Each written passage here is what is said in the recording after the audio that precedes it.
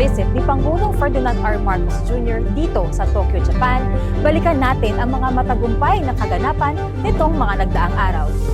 Straight from the airport, agad na kinita ni Pangulong Marcos Jr. at ng unang ginang ang Filipino community. Puno ng kantahan at kasiyahan ang mainit na pagsalubong na ito.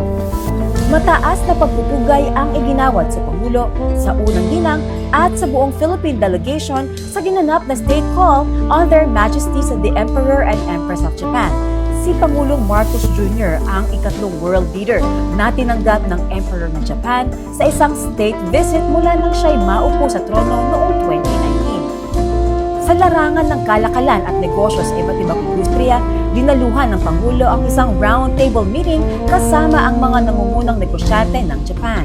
Nagpasalamat ang Pangulo sa kanilang mahalagang kontribusyon sa pagnenegosyo sa Pilipinas at sa kanilang interes na palawakin at palawigin pa ang kanilang mga operasyon sa bansa. Positibo ang naging pagtanggap ng mga negosyante sa pagpupulong na ito, kung saan nakasiguro ang Pilipinas na hindi bababa sa 3.4 billion US dollars o mahigit 210 billion pesos na karagdagang pamumuhunan. Inimbitahan din ng Pangulo na magsalita sa National Diet o ang Kongreso ng Japan na isang karangalang bihirang ipagkaloob sa isang foreign leader.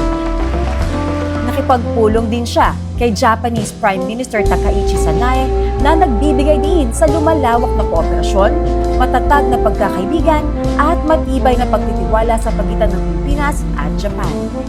Sa July 2026, ipagdiriwang natin ang 70th anniversary ng normalization ng Philippines-Japan diplomatic relations.